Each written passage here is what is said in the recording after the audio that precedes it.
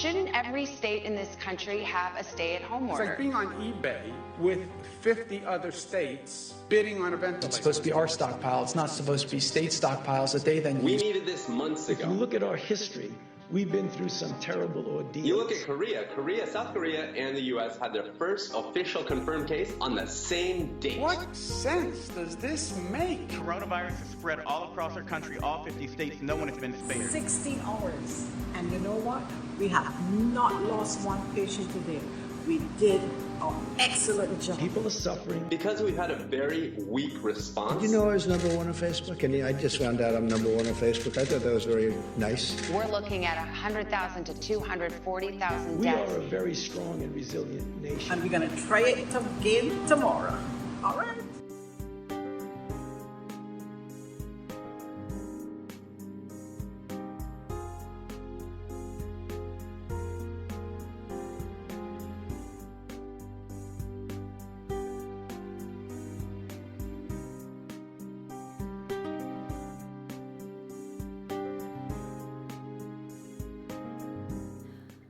Welcome to a special quarantine edition of the Mic and Record Foundation. I'm Chloe, and I am so sincerely glad that you're gifting some of your time and attention with us today. I'll kind of chat a little bit more about the show later on, but I really want to jump right into our topic, which is how to protect your mental health in uncertain and challenging times, like a global pandemic, for example. I am super excited to have as a guest co-host today, Manisha White. Don't worry, ladies, Jesse will be back. And normally we have guests and co-hosts that are connected to the music industry in some way, because that's the focus of this podcast. But I'm broadening it for the next show or two, because I feel like what we're all going through requires handling everything about life a little bit differently. And I also feel like we need some guidance, we need some hope, and I know a lot of people are sending out a lot of different messages right now, and it might feel overwhelming for people, and so I wanted to come to someone who has an expert background, who could give clear and coherent advice to people. And so Manisha's not only a licensed therapist, but also a fantastic friend. Oh, go ahead. Pre-licensed. On the way to licensed therapist. Thank you. And every time I talk to her about anything related to mental health, I come away feeling better. I'm not exaggerating that, by the way. So I wanted to share her wisdom, her candor, her humor with you guys, and then also give you the opportunity to just speak some life, because I feel like maybe you've been stunted during all this because you're just in the house by yourself. So yay, I'm so excited that you decided to do this. Welcome. I'm so excited that you invited me. I know, we were talking about this in the pre-show, but we talked about this last spring. Almost a year ago, yeah. Yeah, time flies. Yeah. And so it's just been sitting in my mind this whole time, because I feel like there's not that many people that I can just speak really comfortably with on any host of topics, and you are definitely one of those people. So I started getting this vibe man, I want to do something to help people, and this podcast is my baby. So I was I want to bring it back. People are sitting at home looking for stuff to listen to and do, and let's make it something useful too. So yeah, I'm really excited. One of the things I wanted to let you really talk to people about is what are we supposed to be doing with our lives right now? Because we talked about a little bit in the last segment, but there's this huge spectrum of experiences that people are having, and even things that you brought up that I hadn't thought of. I was just thinking of the spectrum between among people who are working and aren't working, but all people who were working before. And then when you add people who were socioeconomically insecure before, so homeless people or people who are living in deep poverty, and then you add all this on top of all the struggles that they were going through just to make it through the day. Yeah. And then you bring all the rest of us into that. Mentally, people could be in 100 different, I mean, it's infinite. Yeah. Because each person's like natural tendencies and combined with their specialized situation makes for a totally different experience. Yeah. And it's literally going to be different for every person that you talk to. Like, Right. no one is having the same experience because they're not the same person. Yeah, and because we're also like different to begin with. Yeah. It looks similar, like, you know, most people are at home, but me being at home looks a lot different from someone who is an extrovert who had a job where they dealt with people all the time and they were going out every weekend and traveling all the time, and they were like, and then all of a sudden there's just like a hard stop to all of that. They're going to be experiencing a lot of challenges that I, the major introvert, don't have to deal with. About offline, me being single with no kids, like my Yeah. life very much different than my married or cohabiting friends, Right. or my friends with children who are like school aged or even younger. Just like our experiences are so very different. Yeah, because they're managing a camp / homeschool now, trying to keep these kids entertained all day, every day. Trying to figure out how to work Yeah. on top of that. Yeah, so I want you to just like maybe give people some reassurance, like, because I know a lot of people are feeling like, man, this is a great time of rest, and other people are feeling like, I need to come out of this 10 times better than I was before and use every day. I'm going to learn a new language. I'm going to knit a scarf. I'm going to write that screenplay. You know, like, people are trying to make all this stuff happen, and I don't know if that's necessarily as supportive as they might need during like a really challenging time like we're in right now. What do you think? I think people need to do what's best for them and not live up to some external expectation that someone else put on them. I think, yes, if it's helpful to you, if you needed this rest time to be able to give attention to something else, absolutely keep yourself productive, especially if that's what's going to keep you healthy. If you need this time to rest, if you need this time to recharge, to reflect, also do that. Like, I think being in a capitalist society, like, productive means production. Like, to be productive, we have to produce something. You have to show something for that time. Right. Something tangible, right? Like, it's the hard skills thing versus soft skills. Right. But sometimes productive could just be learning how to rest. Could be learning how to be quiet and to sit in silence. And that's okay. To me, that's as productive, if not more, than producing a screenplay or knitting 5 scarves. Right. Or a sweater, or, you know, cleaning your house from top to bottom. Right.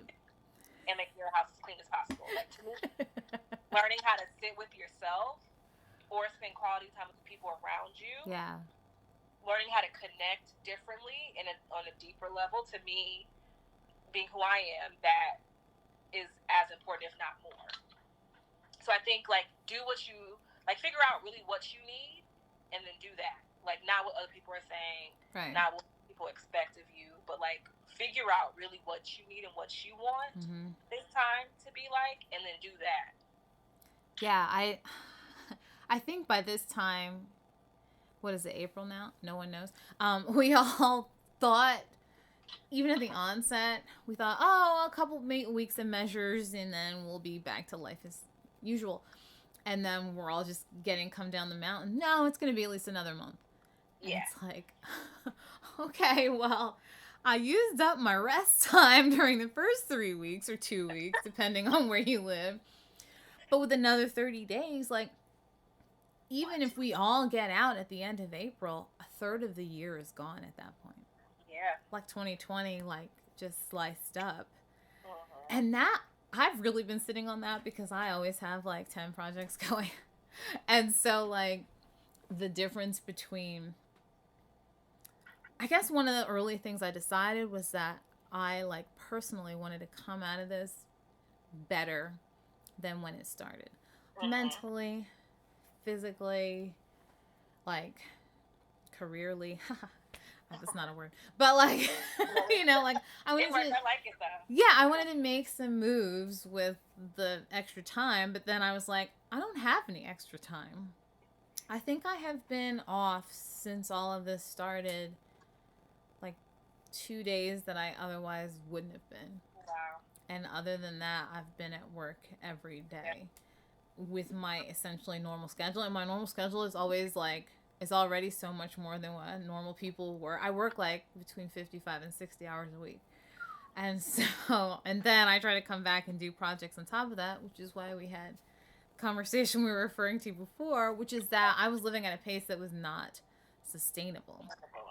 And so I've been trying to think, like, how can I use this time to my advantage, but in a way that doesn't deteriorate me any farther? And I think a lot of people are struggling with, what can I do? I have fear. I have work I'm supposed to be doing. I have this stay-at-home lethargy that I'm battling because I'm been laying around in my pajamas for 2 weeks. And that, like, feeling of not knowing what to do next. And I know you talked about that because you're missing a lot of your schedule. How have you been combating that? It's been hard, honestly, for me, like, shifting, which I think speaks to everyone. This is a shift. It's an adjustment. Yeah. It's life as we've never had to live it in this generation. So I think something that I'm coming into and have been talking to people about is giving yourself grace. Like, we have to give ourselves time to adjust. It's unrealistic to think that your life is going to do a 180 and you'll be able to pop back in. Yeah. Like, it's unrealistic to undo all these routines that we've had, like whether you're going to school, taking your kids to school, whether you're going to work, or, you know, whatever, however you've been functioning is completely split. Even if you are still working, the way that most people are working has changed. Exactly. So it's unrealistic to think, like, on a day we'll be able to just pick up and have the same schedule or not feel all these feelings. Feelings! I don't want to feel, I don't know. I don't have words for what's going on with me, but something doesn't feel right. Yes, you're having feelings. That is really hard. Feelings are hard, but, like, also, like, so hard. Adjustment. And we would, like, you know, there's a diagnosis actually that we have, like, adjustment disorder. And it might look like major depressive disorder. It might look like generalized anxiety disorder. It might look like stress related, right? Like, all those things are normal because you are adjusting and having to recalibrate everything. So all these things are normal. And I think one thing that we can do is acknowledge that. Yeah. Accept it. And, like, recognize that it manifests differently in everyone, which is something I had been working on even before all this started, which is, like, recognizing that my stress manifestations don't match what is, like, widely accepted as being stressed. And so I was telling myself, I'm fine. I don't feel angry. I don't feel sad. I don't feel anxiety. I feel fine. Yeah. And yet, there were other things that were leaking out. I think for me, we were talking about this too. Irritability is a main way that I notice that I am overwhelmed because I'm a pretty genial I'm an introvert, but I'm not a mean introvert. Like, I can be genial with people. Even if I don't want you there, you might not know that.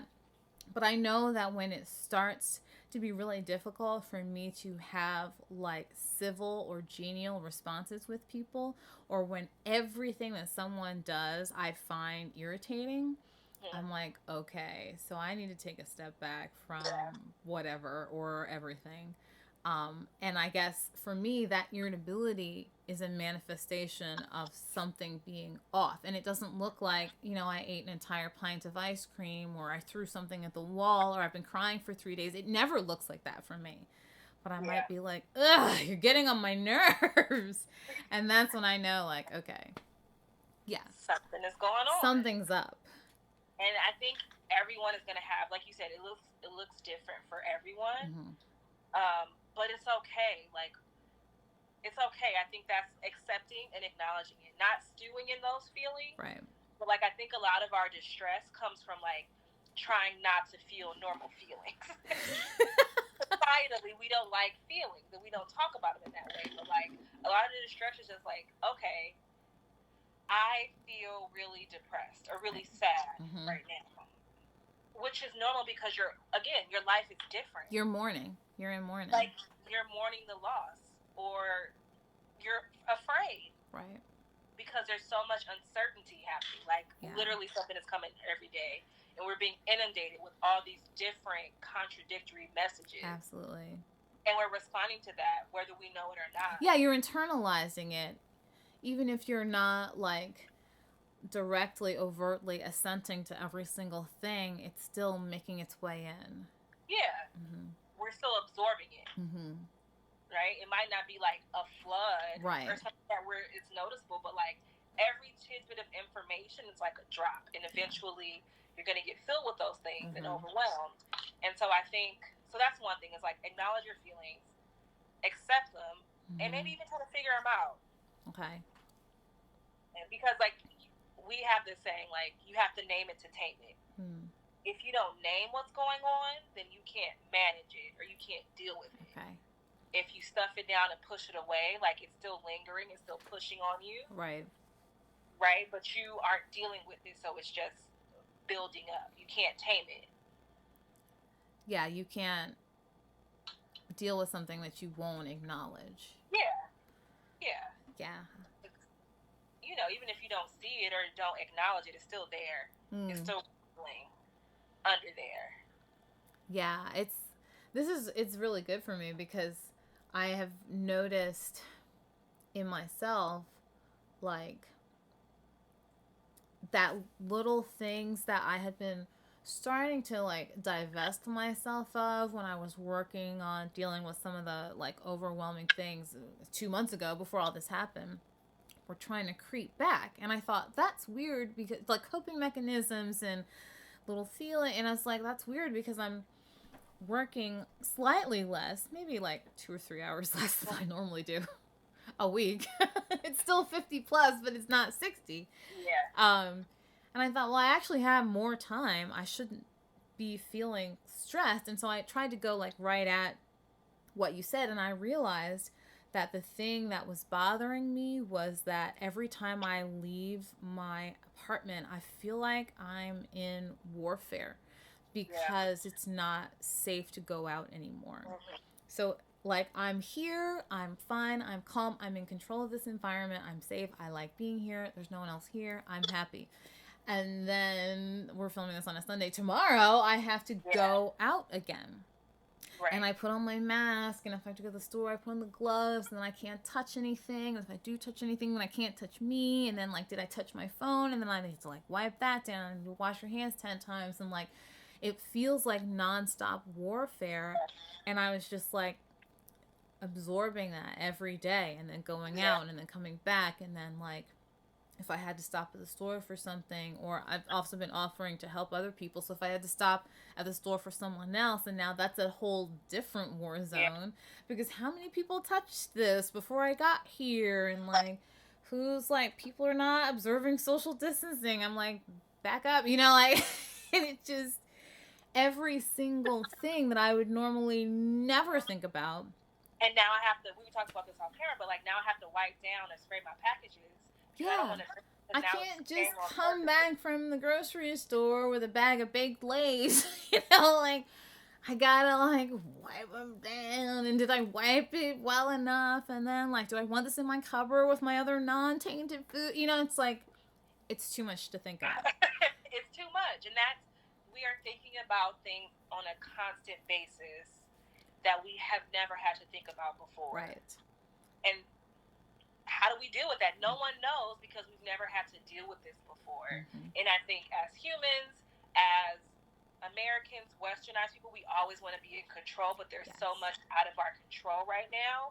We're having emotional and visceral reactions to it. And we're trying not to, but it's like, okay, like I'm having, like, this is crazy. Like, this is nonsense. It's not, it's surreal. I like when it first started, it felt really surreal to me. And like, I guess I've adjusted now. Like, I actually do have a pretty strong adaptability response to things, because like I'm like, all right, well, this is how it is now. But maybe 2 weeks ago, I was still struggling, and that was when I really felt the weight of it. Like, ugh, I'm tired of thinking about all this every day. I just want to go and come back and do what I was doing before. And so I think I was dealing with some of that grief too, of like, I miss what it was like before all this happened, and then like a twinge of anger. I try not to like float around in things that lead me to anger, because it's such a caustic and dangerous emotion that I really try to just like know with it. But like, I was annoyed, which is a different type of anger, that people that are the people who were supposed to be letting us know about these things didn't. And just because I noticed things, I'm not in government. Me noticing it is different from the 330 million other people who live here noticing it, and people who are not taking it seriously. It was really making me feel frustrated, because I thought the longer it takes for people to get it together, the longer we're going to be doing this. And it goes from as light as, I'm inconvenienced, I'm tired of thinking about this, to people are going to die because you had to go on spring break, you know, like.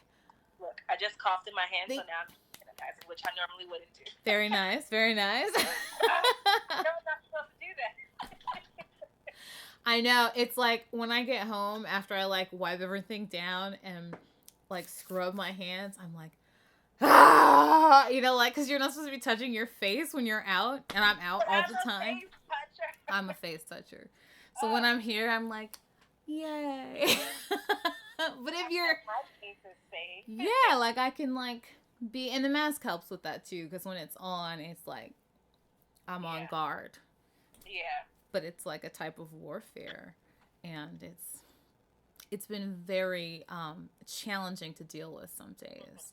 Now, what about the other side of that, which is the challenge of someone who is not at all like me, who is an extrovert, who wants to be out, and they've been trapped at home for 2.5 or 3 weeks, or, you know, maybe they don't have a family.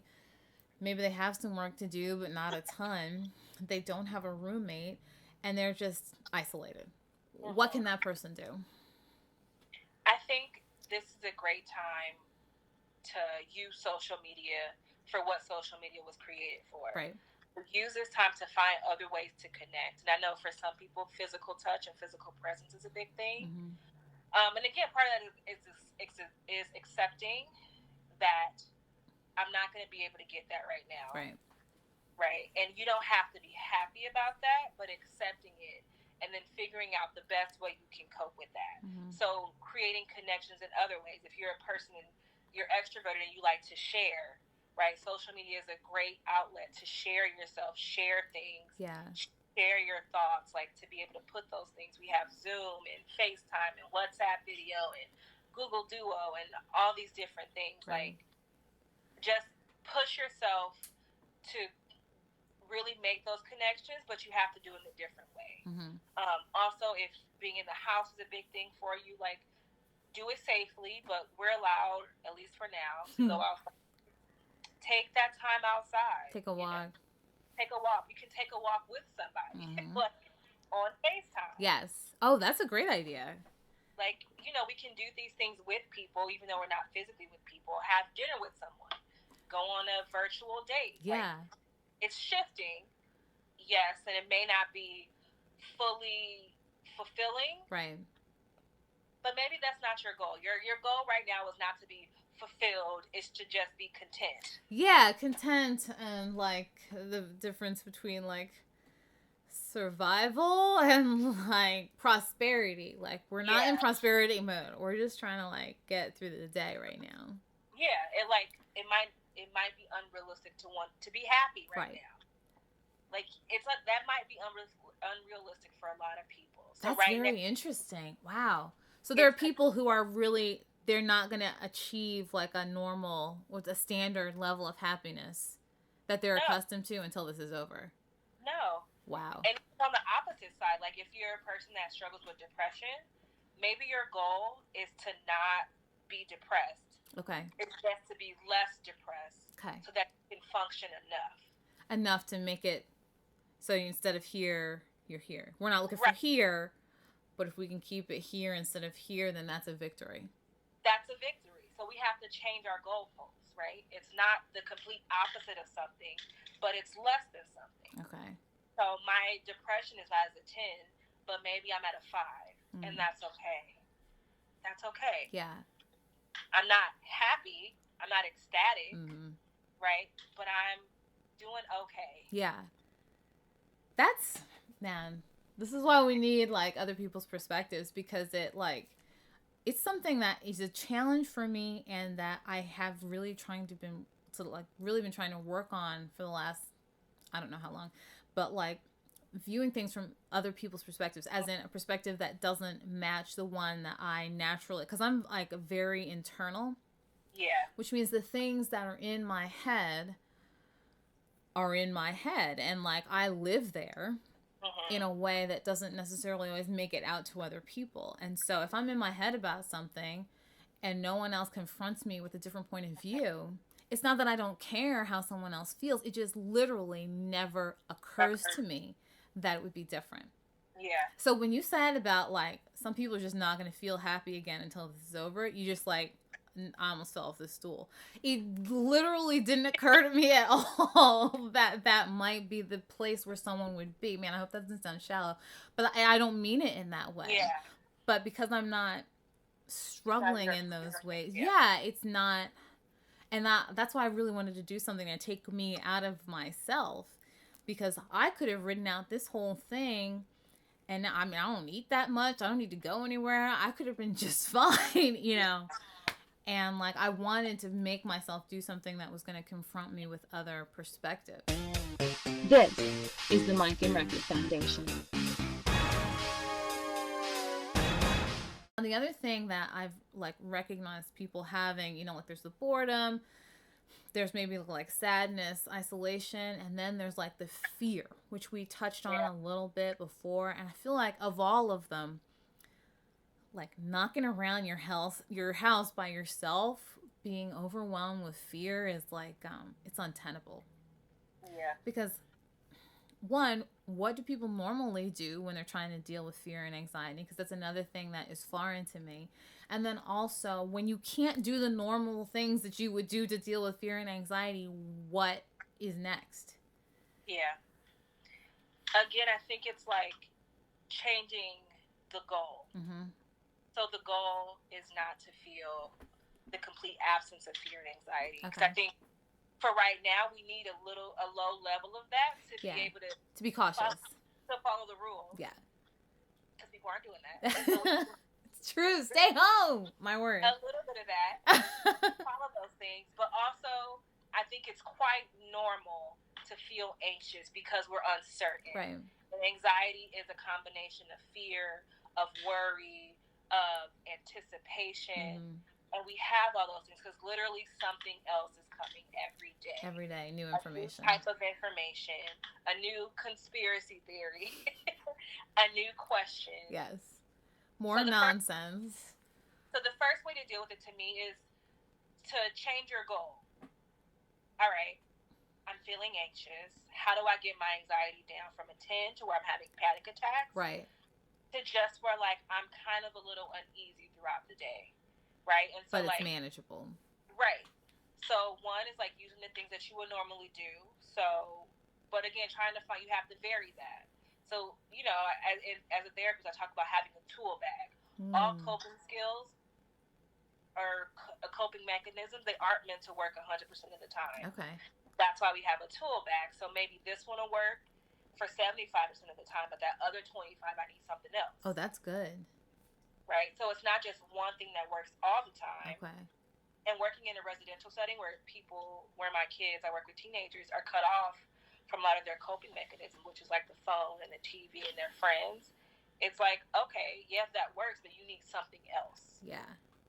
Right? So, like, if that's talking to someone, you know, again, using our social media and technology, but if you don't have that, maybe the talking is helpful because it gets your thoughts out. So maybe if you can't talk to anyone, write it down. Yeah. Right? Oh, that's good. I like that. Try to maybe find music or other messages that helps identify or clarify music because we're on this podcast. That's right. Get So the if you music. can express Support it, the artists. use music to express it. Yeah. Right? So it's really like trying to be creative. And this is the time to like practice new things that you've never thought to try before. Like maybe meditation. I'm not really good at meditating. But I know it works for a lot of people. So Right. maybe meditation didn't work when you were working a full-time job or a full-time student. But now it's a good time to try it. Right. Yeah. And try it for a few times. And there are a lot of different ways to meditate. So I think we have to just be creative and be open and really try to find multiple things. And I always tell my clients, okay, so if you listen to a song, the song lasts 5 minutes, and then after that you feel anxious or upset again, that 5 minutes means something. That 5 minutes today could lead to 10 minutes next week. Wow. To 30 to an hour to 8 hours. Yeah. Right? So it's like even just little breaks in where we're feeling these things is going to be helpful. It's just a respite, and you could turn that respite into a lifetime, depending on how you manage it. But it's just a little at a time. Yeah, and I think, and that's not, again, like we talked about instant gratification. I want to do this, and I want to not feel this anymore instantly. Right. That's not how it works. Right. Everything takes practice, and everything takes changing, right? And you have to modify a little bit. Yeah. So modify those things. I think something just important in maintaining our mental health during this time is thinking about your thoughts. Because our thoughts are connected. We have this thing called cognitive triangle that we talk about in CBT, cognitive behavioral therapy. It's basically making the connection between our thoughts, feelings, and reactions or behaviors. Okay. So a situation happens. We have a thought. It's usually an automatic thought. So we have thoughts we don't even think about having. Okay. They just happen, right? That leads to a feeling, and that feeling leads to a reaction or a behavior. Okay. Right? So in dealing with these things, these negative emotions, which I don't like to use, but these negative emotions, Right. And anxiety, fear, anger, what is the thought that's leading me to that feeling? Right? Because if you break it down, like we're feeling anxious because our thoughts are that we're going to get it, we're going to die, someone else is going to get it, right? Those are the things, well, I don't know, so then I have to be afraid of everything. Like, that's a thought. Right.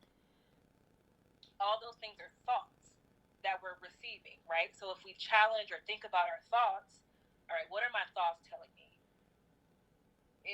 My thoughts are telling me that I'm going to die if I get this. Well, no. Let me think about that. So then you challenge it. Right. All right, if this is my thought, right, let me find the facts that supports that or doesn't. Right. Can I find any facts to support this thought? More often than not, the answer is no, especially with this stuff, right? Are you going to die? Most people do not die from COVID-19 or coronavirus. Right. More people heal than they don't. Then don't. Right. Right? So we have to think about our thoughts and challenge our thoughts. Like, what are those things that are fueling these emotions in me? Right. That are making me react this way, that make me have this visceral, physical reaction. Yeah. Or response to someone. So, like, I think filtering that, right? Challenging those thoughts, thinking about our thoughts is helpful. And also filtering what comes in. Yes. I was thinking about that too. Like, put a filter on it. Take it away. I have to go off social media for a few days because I was like, it's too much. It's just honestly too much. And even if I'm doing all this work, I can't, it's not enough. Yeah, you can't sabotage it by you spending 2 hours putting yourself in a good mental place, then picking up your phone and ruining it in 10 seconds. Right, because you see 15 people say the same thing or Right. 15 different things. And then that's like, wait, so which one is true? Right. Right? So filtering the things that are coming in that inform your thoughts. But I think a lot of the work that we can be doing in like challenging our thoughts. And even if you challenge a thought and you find facts that support it, then another level is, okay, is this thought helpful right now? Okay. All right, so yes, I might be immunocompromised. And if I get COVID-19, I'm going to be at risk. But is that thought helpful right now? Right. Because if I don't have it right now, then worrying about it right now is not helpful. Right. Mm-hmm. Is it necessary? Is it kind? Right? So it went like, so think, is it true? That's the first question. Is my thought true? Yeah. No. TH. Yeah. Is it helpful? Is it helpful to me right now in this situation that I'm in? Is this going to help me do something different, do something better? Right? Is it going to help me feel better? Is it going to help this situation? Mm-hmm. No. Is it inspiring? Does this inspire me to do something? If I think that I'm going to die from this disease, is that going to inspire me to protect myself and be healthy? Or is it going to cause me to stress, which is not helpful? It's not going to help. Right? Does it inspire me to do something? Yes. No. And is that thing good or bad? Right. Or, inspiration is usually something good. So is it going to inspire me or is it going to hinder me from doing something? Right? Then is it necessary? Okay, so yes, it might be true, but do I need to think this right now? Right. Because do I need to be feeling this right now? Yes. Like maybe tomorrow or next week or in 2 weeks, but is this necessary right now? In this moment in time. In this moment, in my present, is this necessary? And then is it kind? We have to be kind to ourselves. Like, is it kind for me to think that I'm going to die? Is it Not kind? So much. Is it kind to my family that I'm reacting in this way? Right. Is it kind to my friends? If it's not, then that thought, again, think about it. Filter it out. Try to do something. Change it. Which is a whole thing in and of itself. But, like we have to think about our thoughts in this way because they dictate how we feel and how we react. That's big. I like doing what I want. It's just, who doesn't? Yeah. I mean, it's partially just, it's very me, and then it's also cultural because America, but I'm even more so. And so I don't want to have to be careful. I don't want to have to be careful about what I read. I don't want to have to be careful what I think. I don't want to have to be careful about where I go. I just want to do what I want to do. And that has been a real challenge for me. Right. To be like, all right, well, you can't do that right now. And what can you replace that desire with? Right. That makes you feel less out of control. Yes. And that has been really helpful for me. Like, how can I help someone? So I've been trying to send, I don't know, however many texts. Because with me, you send a text, if you send a text, the person might answer. And now you're in a conversation with them, which for me is draining. I want you to know that I care, but I don't necessarily want to talk to you right now. All these things sound terrible, but I don't mean them with any level of malice whatsoever. I want to know that you're okay, but I don't require more information than that necessarily. It doesn't have to turn into a 3-hour conversation. But I do want to know that the people that I'm thinking of are all right. So I've been trying to send little texts hey, how's it going? Are you okay? What's up with you? Because I know people all over the country, all over the world. And now that this is global, it's you kind of have to, I've been running through my list, oh wait, I haven't heard from this one in a while. I need to double check on this person. And that pulls me out of me. Yeah. Being okay, so normally right now I would want to be doing XYZ and I can't. And so instead of leading myself down some place that I shouldn't be going mentally, I've been trying to flip it and be what can I do for someone else right now? Right. And so that's you flipping your thoughts, right? Because that's like literally you flipping or reframing your thoughts. Like, okay, I can't do what I want, which is, again, very selfish. It's going to lead you to feel resentful. Exactly. And spiteful. So flipping that thought to say, okay, I can't do what I want, but I can help someone else. Right. What is that? That's an inspiring thought that's going to push you in a different emotional state and push you to do something different. Yeah.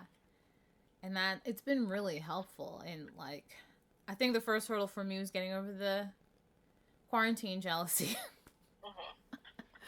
Which sounds ridiculous, but is real. And then, like, moving into, like, I am on a level of privilege in this situation. My privilege level is high. My life has barely been affected. I am not sick. Like you were saying about yourself, I also have a good immune system. Even though I'm going out every day, it's highly unlikely that I'm going to catch it. If I do catch it, it's highly unlikely that anything is going to happen to me. And so I've been trying to look at my privilege level. I have barely missed any work. I am not struggling financially at all. Like, look at every single level of this where I am in a situation of privilege, which, to be 100% as a female of color, is not a situation I'm accustomed to. It's an odd place for us to be. It's really strange right now. And so, like, and then trying to, like, turn that into, well, how can I use my privilege to assist someone else?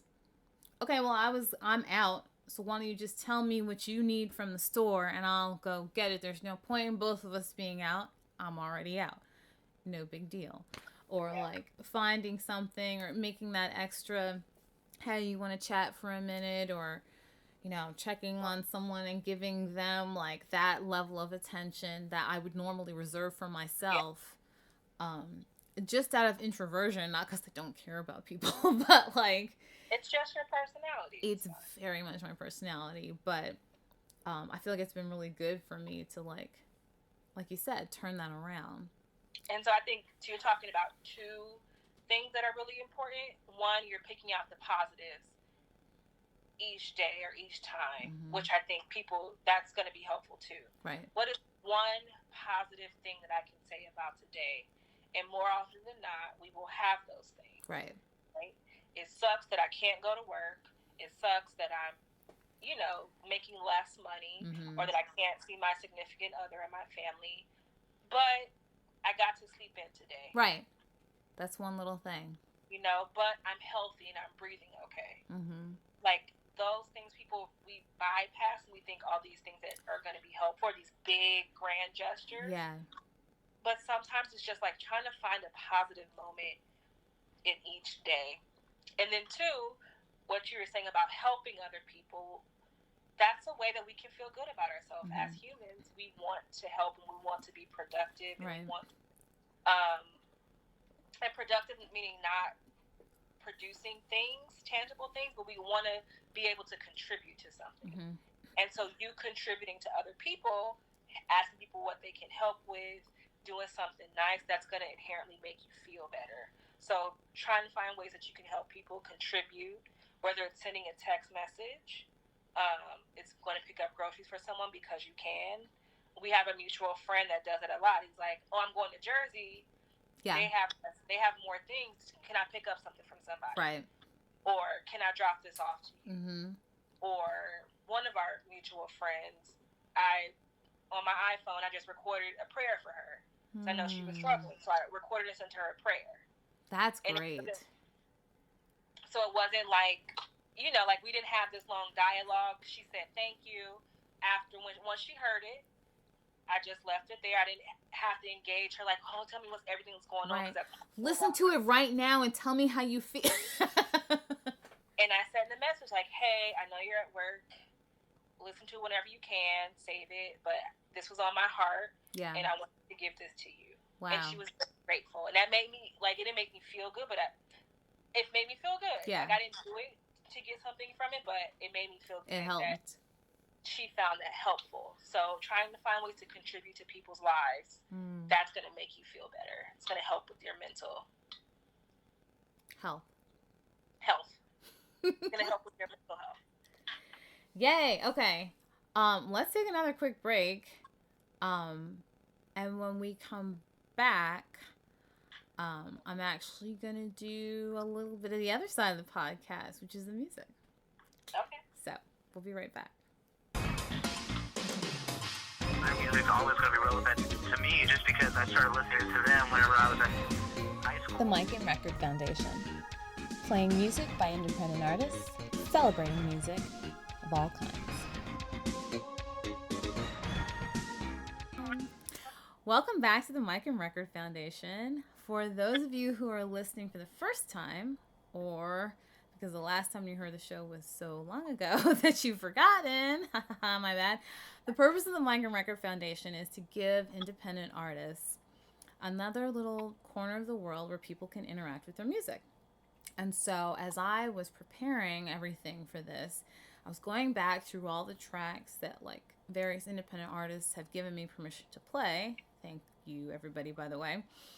And the title of this one that I'm about to play really stood out because we're in such unusual times, and I think people are starting to feel like, when are we going to get to the other side of it? And that like idea of time is growing nebulous. Like, how long has this been? How long is this going to be? What day is it even? Like, we're just losing track of like a concrete hold on time. And so I was hoping that this would be a hopeful reminder that it can't and won't be like this forever. So thanks again to Johnny Cummings for his track, Where Time Can Be Erased. I like that.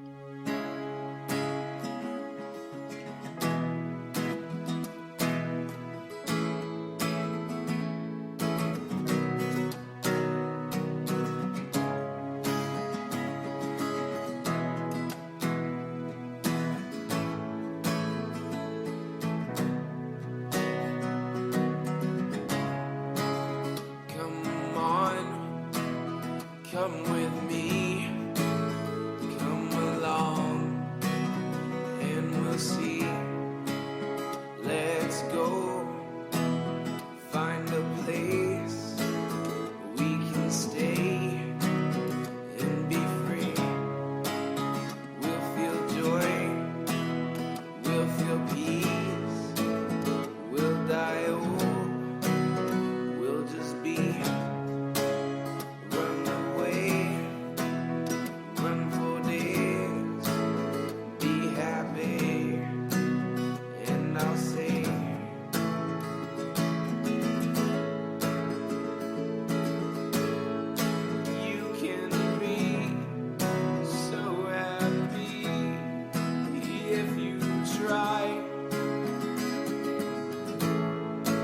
Just let go of everything. No, don't cry.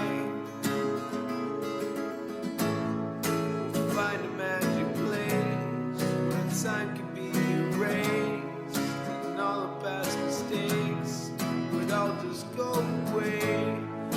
Find a magic place where time can be erased, and all our past mistakes would all just go away.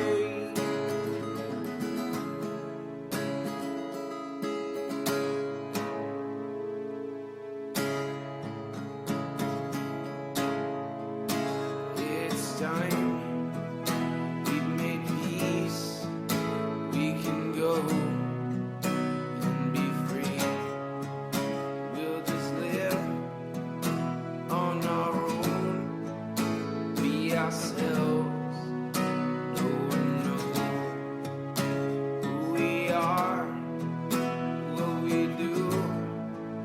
But that's fine, I got you, and that's all that I need to be happy.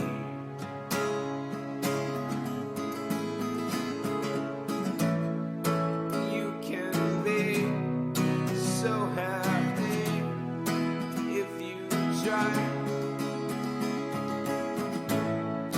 Just let go of everything. No, don't cry. Find a magic place where time can be erased. All the past mistakes just go away.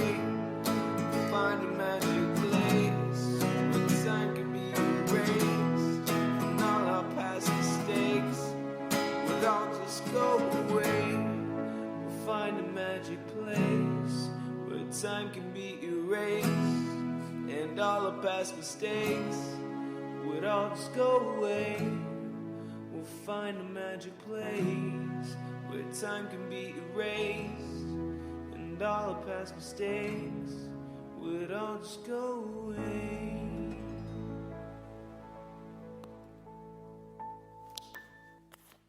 we're back.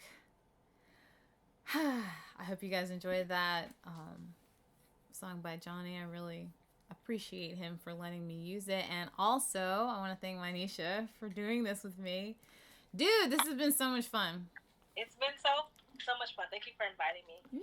Especially now we got to do it after we talked about it a year ago. We did. I was making notes for this because when you like are running a broadcast by yourself, you have to write down, well, when you're me anyway, you have to write down everything so you don't forget to do stuff. And so I always make like really extensive notes before I do a show. And I was like thinking through wanting you to be on here. And I'm like, we need to bring up this story. We did this like charity event almost a year ago. And then at the end of it ended up in this like massive conversation, which I think was the first time we had like really spent that much time talking to each other. It was. And I was like, yo, I don't dislike her. Like, she's pretty cool. She is. Like, I like her as a human. 2 years after we met officially. Yes, like. Or whatever. It's hard because just for people who don't know, because, like, I don't know, there are going to be people who know you who are watching and are listening to this. There are going to be people who only know me, and then there's going to be people who know both of us. But for those of you who are on one side or the other, we're in a life group together, which is like a, I hate to use the word fellowship when people who aren't necessarily church going are involved, because not everybody knows what that word means. I call it Bible study. Like, I do too. But it's also more than that, because a Bible study, that's what I say when I have to leave work. I'm like, I gotta go to Bible study, I can't stay late. But like, it's so much more than that. Like, a Bible study sounds like staid, like we're just sitting around looking at the Bible, which is actually not what we're doing at all. But like, we're like talking about our lives individually and collectively, and then like how our faith relates to that. And we're all coming from like really different perspectives, and so it's quite interesting.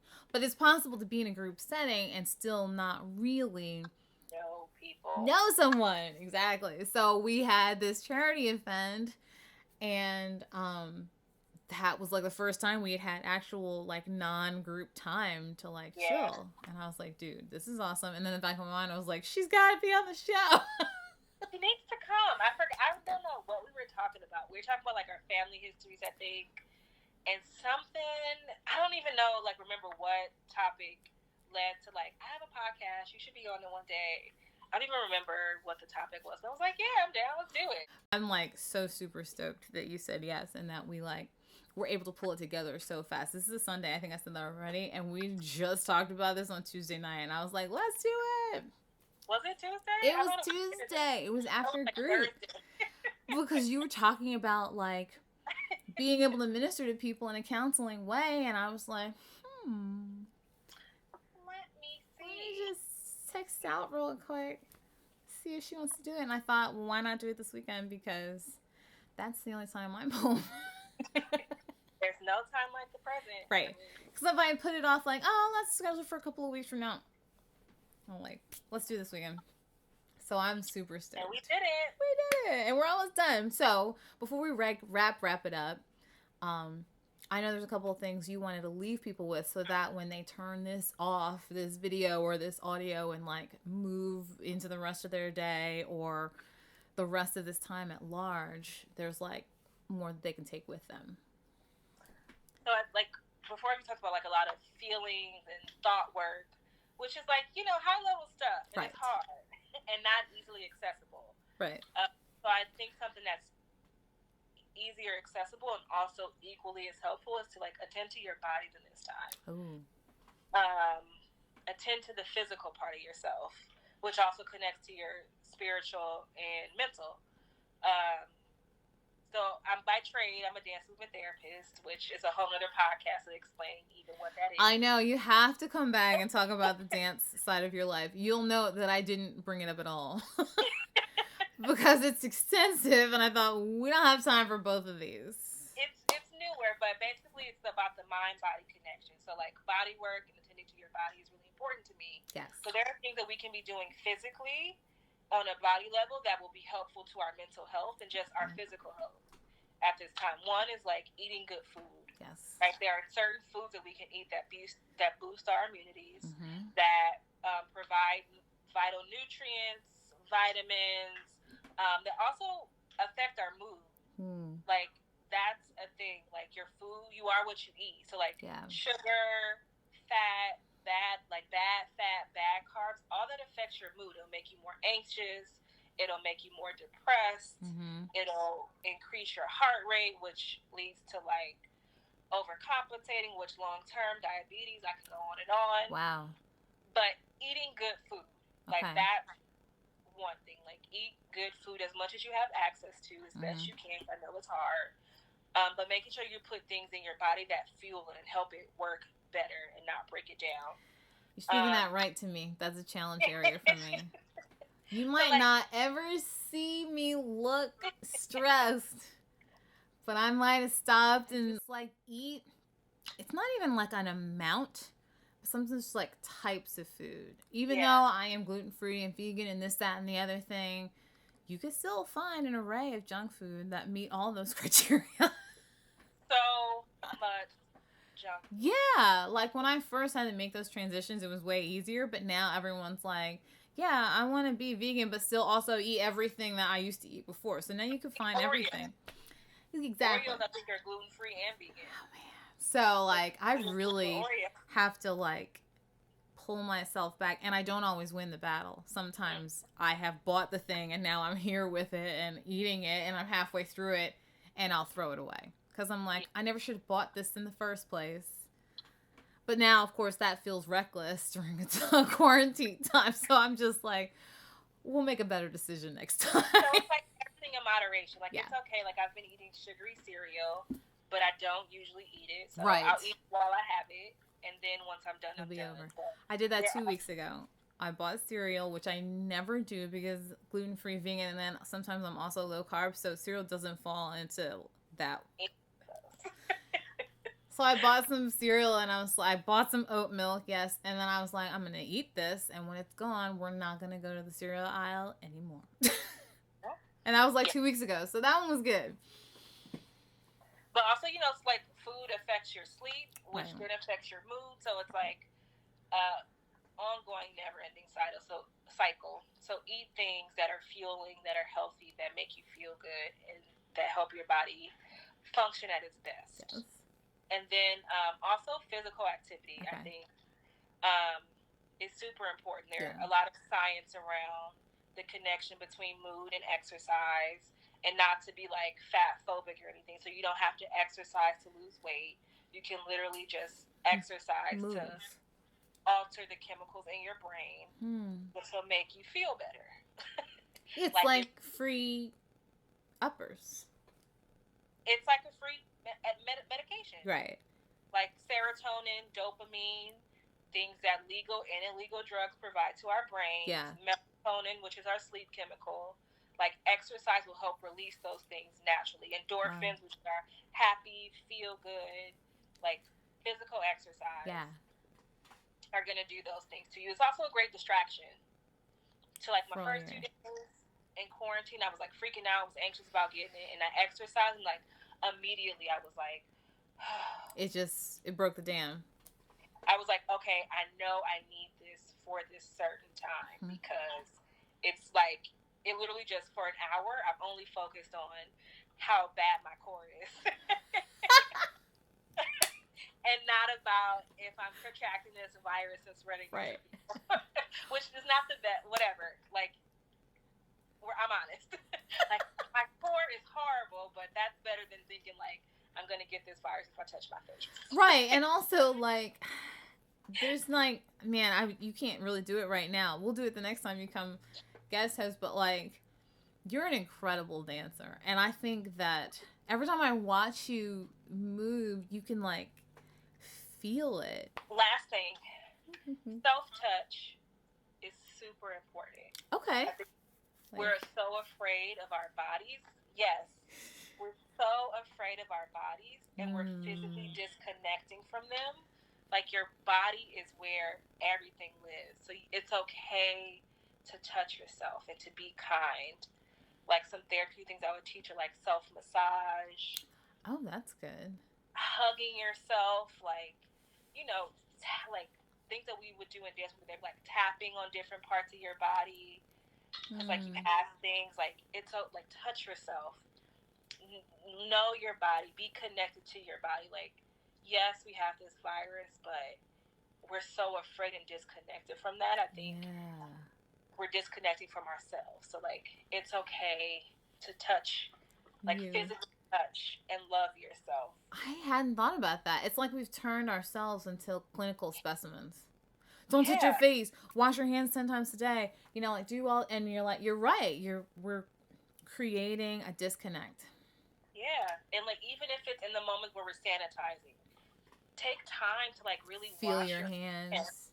Give yourself a hand massage as you're doing it, as you're washing your face, as you're showering, exfoliate, like really luxuriate and love your body during this time, because it's the only one you get, and like, it's the physical expression of our spirits and our personality. So like, touch yourself. It's okay. I like that. That's really good. I hadn't thought about that either. Like, letting your body join you in this process instead of disassociating. Yeah. Because it's not a threat. Like, when you're talking about physical harm, your body stops being a place of comfort and it turns into a threat. Exactly. And that's scary. And it's scary, and it's like we are fearing ourselves. That's really what the movement about yesterday was like me getting in my body again. Yeah. And I had this, you know, spiritual moment, this transcendent moment, but, you know, everyone's not a dancer, but just like, don't fear your body. Yeah. And you can still put on some music and just move. And just move. Or, you know, rocking is so soothing. You know, cover yourself in a blanket, but just like allow yourself to be in your body. I like that a lot. That's good. Yay, we did it. Whew. That was huge. Clearly, as people are listening to this, not everything we talked about showed up, because we had like, we threw it down, really, but I'm going to try to make this as comprehensive as possible, because maybe I'll make it 2 episodes. Ooh, okay. Because I be talking, girl. I can talk. But I can too, like, when I get with someone who, like, I can, like, meet minds with, and, like, who doesn't feel intimidated by my directness or whatever, you know, like, I appreciate being able to communicate with someone on a similar level, and I feel like we really did that. So the other side of that is, like, in relation to the show, people who have heard it before, and we were talking about this during one of the breaks, is how intermittent it's been. So I always feel like at the end of every show, I'm like, no, this time we're coming back at regular intervals. I promise. Exactly. And the last show, this is show 8. If you go listen to show 7, it was recorded in 2017. Gosh. If I made a list of all the things that were different back then. Woo!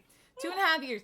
It's a long time, but it's still worth listening to if you want to go back into the archives. All the archives for the show are on SoundCloud. And then eventually, if I can...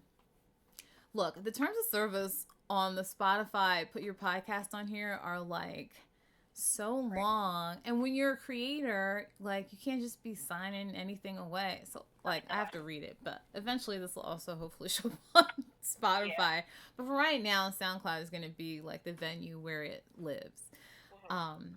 And so I'm really excited to be able to just help even a few people who might happen to hear this. Tell your friends. Everybody. Yeah, because it's not just a little frivolous, fun thing. I feel like we really touched on some things that could actually help people. So if you know someone who needs to hear this, share it with them. And of course, reach out. Like, my Instagram is at Where's Chloe, and yours is... For mental health and wellness tips, you can find me at _FindYourSun, SUN _. Perfect.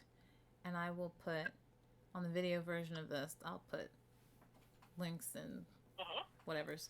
But, like, if you want to reach out to either one of us, I mean, I feel like you can. I'm not trying to speak for you.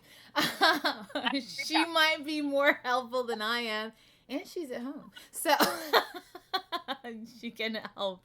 But I want to give a really quick shout out to the people who like were the impetus for this show in the beginning, which is independent artists and really the whole music community, which has been hit really hard by this virus.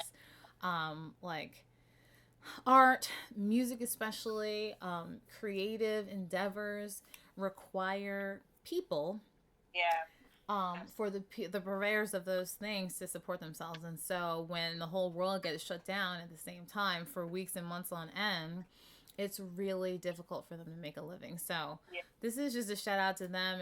I know people have been having like merch sales or like spending their quarantine time making extra music and then putting that up. And so if you can do anything, I mean, I feel like we've all been there where a couple of dollars, $10 changes your week. So wherever you are financially, if there's something you can do, just remember those people. And then I think that's it. Thank you guys so much for clicking on this, for listening, for getting up this morning. I mean, we're just taking it like one day at a time, I feel like, you know, and like those little things mean so much. So keep in mind your friends and family and community. Stay home if you can. Stay safe, stay strong, stay healthy. Give yourself grace, like you mentioned. And wash your hands. Wash your hands. Yeah, like for real. Okay. Bye. Bye. Thanks. Thank you. Okay.